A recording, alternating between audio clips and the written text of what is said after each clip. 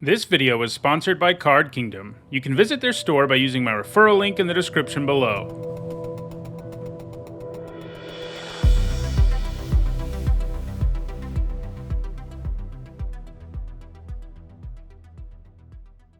Hi everyone, I'm Nitsahone, and today I'm continuing with my limited set review for Streets of New Capenna. So far we've looked at all the multicolored white, blue, and black cards, and today we'll take a look at the mono red ones, and tomorrow we'll continue with green. If you want to stay aware of when new set videos go up and a whole bunch of other Magic content, don't forget to subscribe and turn on notifications. Keep in mind, in this video I'm only giving my predictions for how good I think these cards will be in the limited formats. That means I'm not talking about any other ways to play Magic, just draft and sealed. That also means we're only talking about cards that appear in draft boosters. I use a letter grade system to sum up my thoughts on each of these cards, so if you're new to my set reviews and aren't sure what those grades mean, you should find an explanation in the description. Also, the goal of this series is to have reviewed every single card in the set in time for pre-releases, and that means I haven't actually played with most of the cards in this set, and that means I'm going to be wrong about some of them. As we start playing the format, I'll give updates on my thoughts in my Need to Note series, which comes out every Saturday. Alright, let's take a look at our first red card in Streets of New Capenna. First up, it's Antagonize, which for one generic and a red is a common instant, and target creature gets +4/+3 until end of turn. That's a pretty real boost for the cost, enough of one that it'll make most creatures survive combat and take down whatever's blocking it. +4 is even enough of a boost that sometimes you can sneak in lethal with this too. I think you'll feel pretty good about the first one of these in most of your aggressive red decks. It is still a trick, of course, and comes with the inherent downsides they always have. They're situational and risky, but as far as tricks go, this is pretty good quality. I'm giving it a C. Next up, it's Arcane Bombardment, which for 4 generic and 2 red is a mythic rare enchantment, and whenever you cast your first instant or sorcery spell each turn, exile an instant or sorcery card at random from your graveyard. Then copy each card exiled with Arcane Bombardment. You may cast any number of the copies without paying their mana costs. This has some really impressive potential in a really spell-heavy deck, which probably means Maestros in this format. Now, it is a 6-mana enchantment that does nothing at all at first, and that definitely makes this card worse.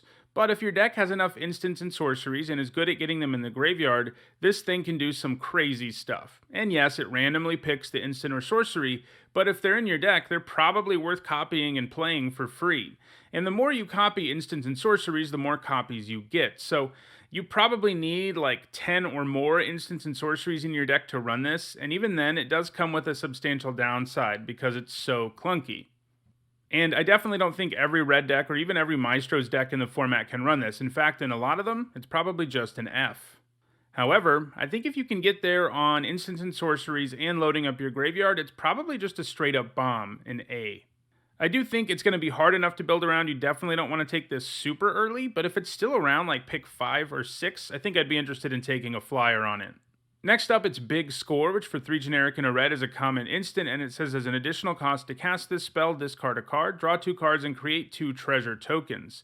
So this is an easier to cast unexpected windfall. While that card has been great in constructed, it wasn't that great in limited, believe it or not. It isn't bad either, as it helps you find some fresh cards while also providing you with some ramping and fixing, and the extra treasure it gives you might even enable you to cast something right away. But it doesn't really do anything to immediately impact the game. And even with treasure synergies in the format, it's probably not much more than a solid card. I'm giving it a C. Next up, it's Call in a Professional, which for 2 generic and a red is an uncommon instant. It says players can't gain life this turn, damage can't be prevented this turn. Call in a Professional deals 3 damage to any target. So this is really good. It's kind of funny because we see a card like this a lot that says damage can't be prevented this turn, and it's just nonsense in most formats, but as the reminder text is reminding you here, this format has shield counters in it. We're not going to see any of them in this video because it's the broker's mechanic, but a shield counter is something that comes into play or gets put on a bunch of creatures in the format, and it prevents the first instance of damage or a destruction effect that is used on them. But Call in a Professional turns off all those shield counters in a single turn. So not only is it a removal spell, but if you're up against your opponent's like blocking with a shield counter creature and hoping to kill your creature, suddenly their creature dies too, because the shield counter just gets turned off entirely for the whole turn. And obviously this can also go to the face. And 3 mana to do 3 at instant speed is already a premium removal spell anyway. This is probably red's best uncommon, and a very good one. I'm giving it a B+. Also great that you can splash it. Next up, it's Daring Escape, which for 1 red mana is a common instant, and it says target creature gets +1/+0 and gains first strike until end of turn, scry 1. So we see this trick a lot. It's always kind of okay. The power boost isn't amazing, but first strike does make it so lots of creatures can win combat. I think Antagonize is probably the combat trick you're more after if you're in a red deck, but this can fill the similar role. I'm giving it a C-. Next up, it's Devilish Valet, which for 2 generic and a red is a 1/3 Devil Warrior. At rare, it's got Trample and Haste and Alliance. This is basically creature fall. In other words, anytime a creature enters the battlefield under your control, it does something, and in this case, Devilish Valet's power gets doubled until end of turn. This doesn't have the most impressive base stats, and even 1 Alliance trigger doesn't make it that good either. The first one will usually just make it a 3 mana 2/3 with Trample and Haste, and you're probably not going to be able to do it on the same turn you cast it anyway, so the haste may not really matter that much.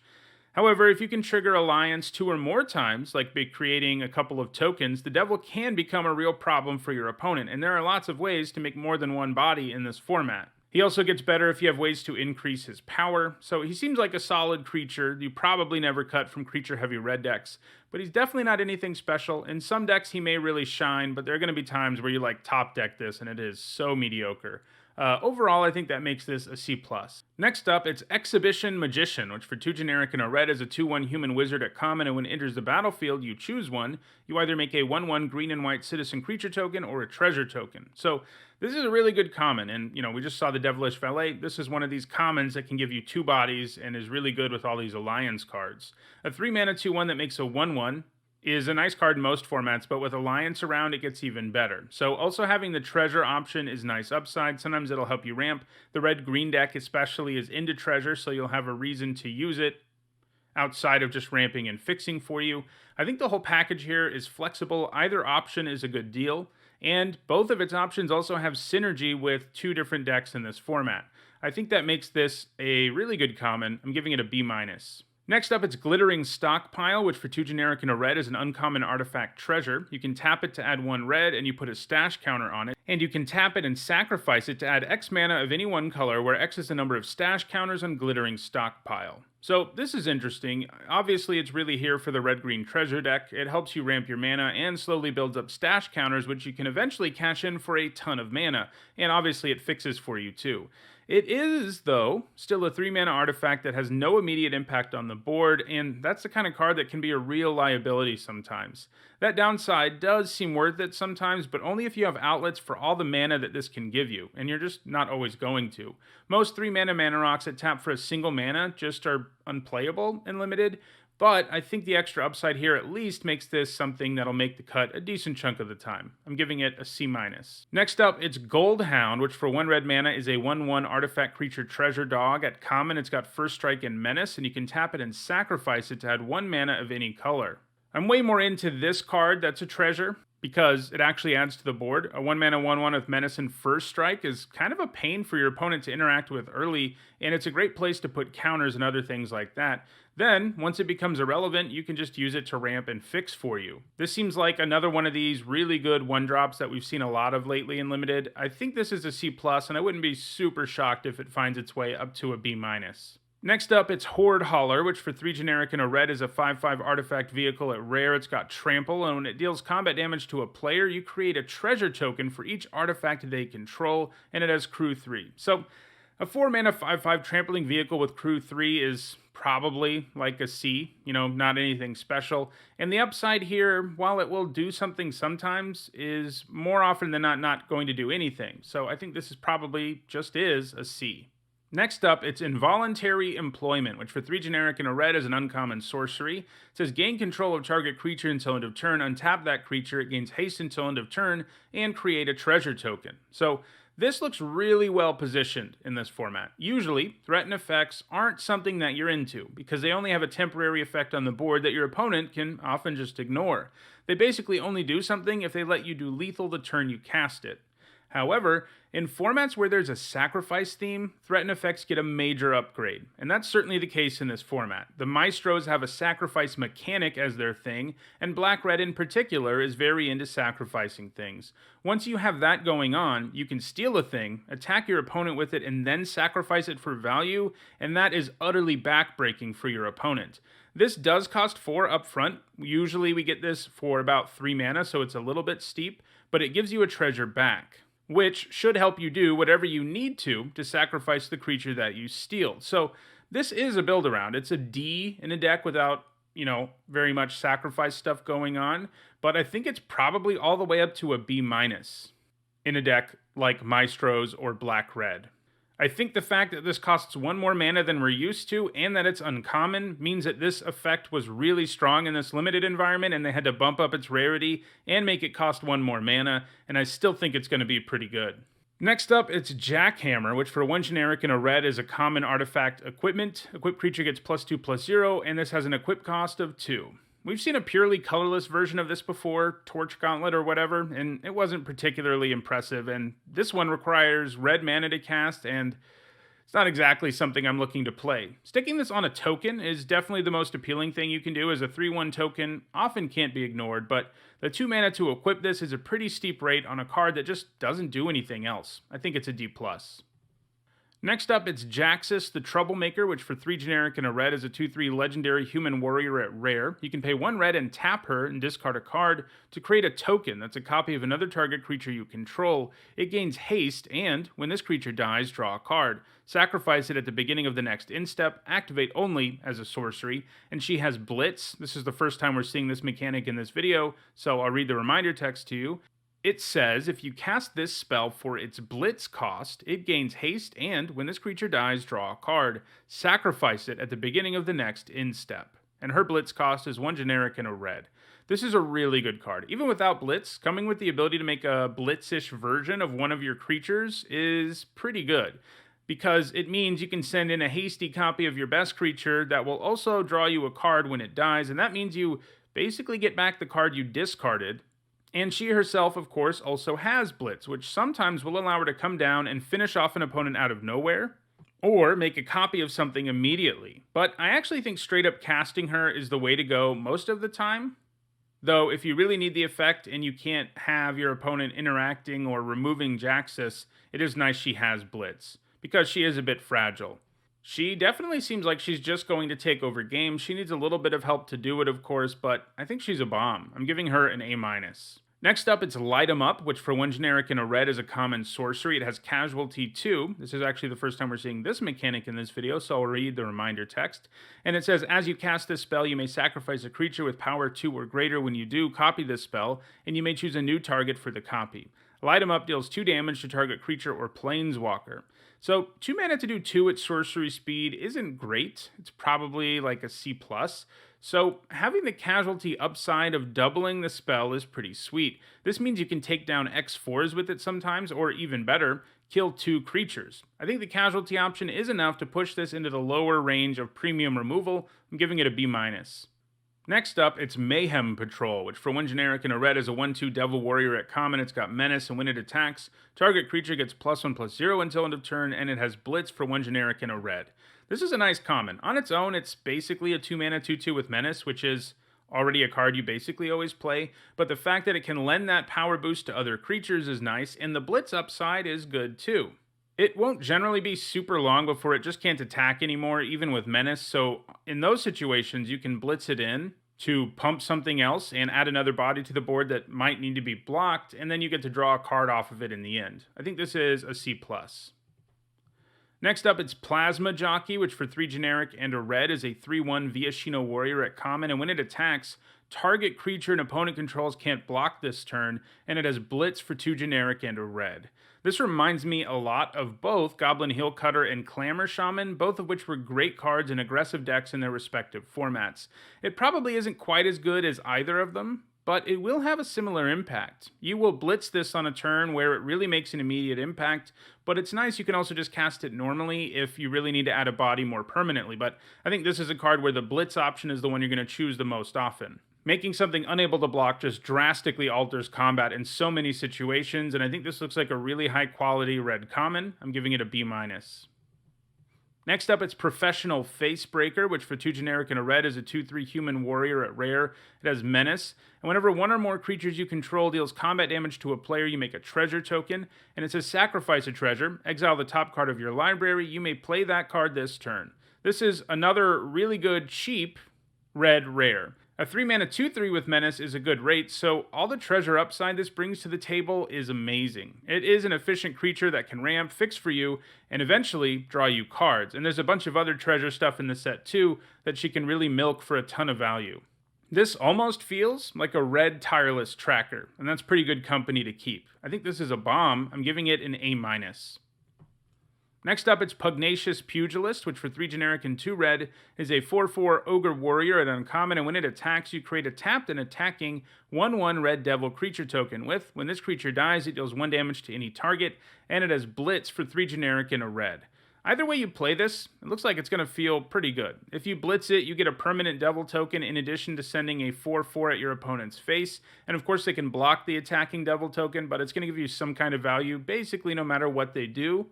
And then you also, of course, get to draw a card when the Pugilist dies. Just casting it seems fine too. A 5-mana 4/4 is a little rough, but the fact that it brings a friend with it every time it attacks is great. The Devil token it makes is great sacrifice fodder. This card just seems like it does a lot. I'm giving it a C+. Next up, it's Pyre Sledge Arsonist, which for 2 generic and a red is a 2/2 Viashino Shaman at uncommon, and you can pay 1 and tap it, and it deals X damage to any target, where X is the number of permanents you've sacrificed this turn. This is probably a build around. If you can get it going, it's going to do some absurd stuff, and it works well with a bunch of stuff going on in this format. Both the Maestros and Riveteers have mechanics that involve sacrificing things, Casualty and Blitz respectively. Then, the black-red deck specifically is into sacrifice, and the red-green deck makes treasure tokens. And this counts treasure tokens. It's any kind of token, or any kind of thing, rather, getting sacrificed that it counts. So being able to do like 1 with this seems like it's going to be a pretty common occurrence, at least in those types of decks. And sometimes it's just going to be able to like lightning bolt things, and that's crazy. I do think it needs a build around grade. There are going to be versions of all of those decks where you just don't have enough things that get sacrificed. And, you know, if you're doing 1 with this like once a game, it's kind of acceptable, but not great. And there are going to be times where it being a Grey Ogre is a real liability if you can't actually use its ability. I think it's probably like a D, you know, in a deck that doesn't get there on the synergy this requires, and a B in a deck that does. Next up, it's Ready to Rumble, which for 4 generic and a red is a common sorcery, and it says choose 1. Ready to Rumble deals 5 damage to target creature or planeswalker, destroy target artifact. So, no matter which mode you choose here, you aren't getting a very good deal.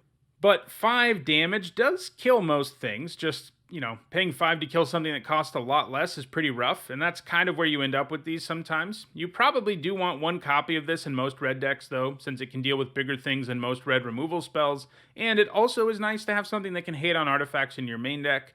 I think the first copy can be valued like a C+, and there's really diminishing returns after that. Next up, it's Riveteer's Initiate, which for 1 generic and a red is a 2/2 Viashino Citizen at common, and you can pay 1 generic and 1 black-green hybrid mana to give it Death Touch until end of turn. So, like a lot of this cycle, this is solid. It has okay base stats, and it can gain a useful keyword that allows it to trade with anything. I think this is a C. Next up, it's Riveteer's Requisitioner, which for 1 generic and a red is a 3/1 Viashino Rogue at uncommon, and when it dies, it creates a treasure token, and it has Blitz for 2 generic and a red. 2 mana 3/1s with upside are often pretty good 2-drops in limited, and I think that's the case here. It's easy enough to get a decent trade with this as a 3/1, and that will feel pretty good when you get a treasure when it dies. And the Blitz option is also pretty appealing, since you can pay 3 mana, get a 3/1 that dies at the end of the turn, get a treasure, and draw a card when that creature dies, and maybe you even hit your opponent for some damage. I really like the modality in a lot of these Blitz cards, and this is definitely one of those. I think this is a pretty good uncommon. I'm giving it a B-. Next up, it's Rob the Archives, which for 1 generic and a red is an uncommon sorcery with Casualty 1. You exile the top 2 cards of your library, and you may play those cards this turn. This is a pretty good red draw spell. It'll be nice late, but only being able to play the cards on your turn is kind of brutal compared to what we're used to seeing lately. That said, really late, being able to Casualty this and see 4 cards is very doable, and if you can actually play all of those in a turn and in the late game, you're only paying 2 and seeing all 4 cards. There's a pretty decent chance you can play everything you hit, and when you do that, it's going to be absolutely absurd. And Casualty 1 is a very easy requirement to fill. There's lots of expendable 1-power creatures. There's lots of 1-power tokens in the set. I think the first copy of this is something you should probably value pretty highly in red decks, especially if you have plenty of 1-power creatures. But because it can be such a dead card early, you don't really want more than 1, but I think that first copy should be valued as a B-, which means you should take it pretty highly. Next up, it's Sizzling Soloist, which for 3 generic and a red is a 3/2 human citizen at uncommon. It has Alliance, and whenever another creature enters the battlefield under your control, target creature and opponent controls can't block this turn, and if this is the second time this ability has resolved this turn, that creature attacks during its controller's next combat phase if able.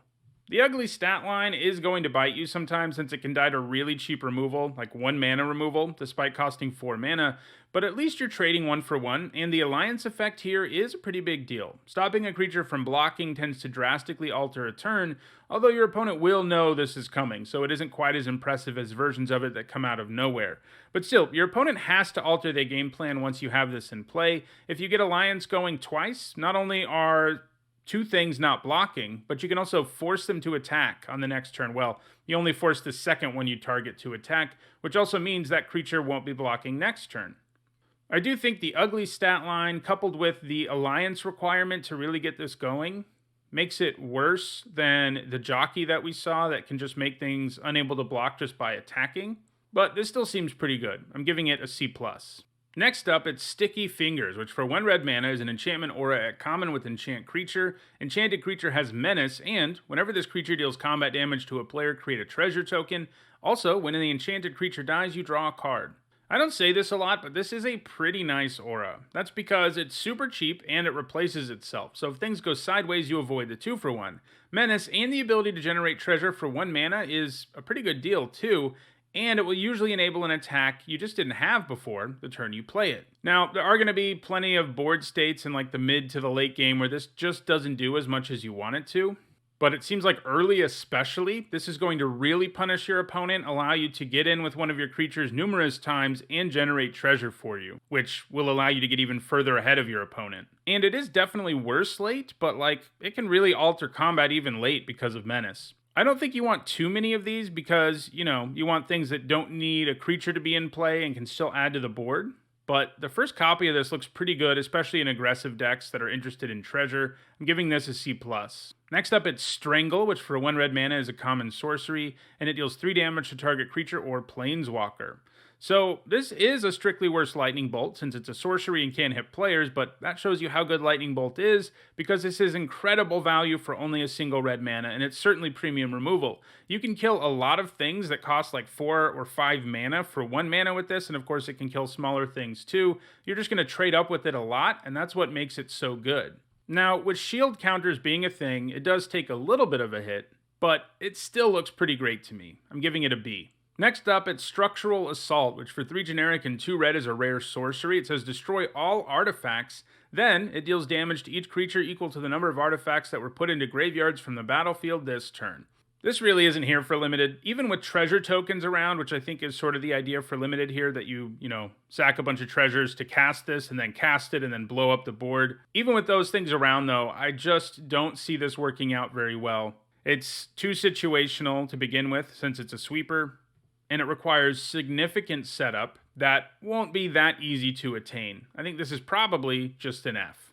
Next up, it's Torch Breath, which for X and a red is an uncommon instant. It costs 2 less to cast if it targets a blue permanent. It can't be countered, and it does X damage to target creature or planeswalker.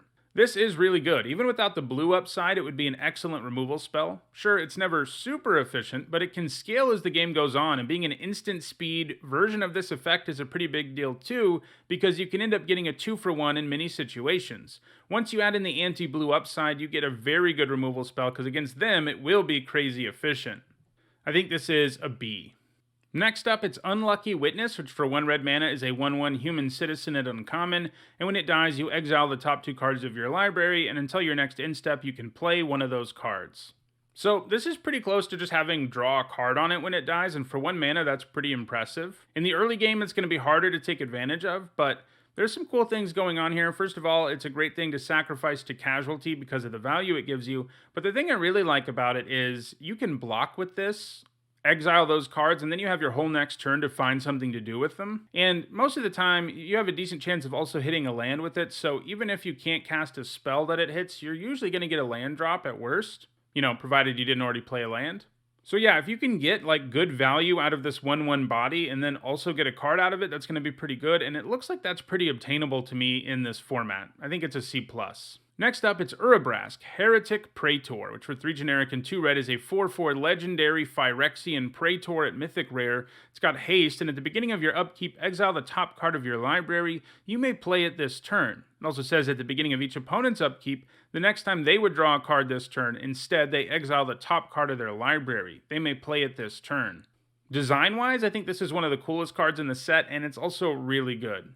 What I really like about him is, in terms of power, basically he draws you an extra card every turn, but what's really cool about him is they found a way for red to sort of downgrade the opponent's draw with the same kind of effect we usually see as a benefit. Because for your opponent, what it means is they don't draw a real card on their turn in their draw step most of the time.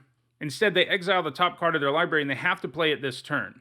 Now, in the really late game, it probably doesn't matter much because they'll be able to play whatever, but if you play Urabrask on turn 5, which is very doable, and with treasure around even earlier seems like a real possibility, you're really going to start to put pressure on your opponent to find a way to use the card Urabrask gives them every turn, because otherwise they're effectively losing a draw every turn.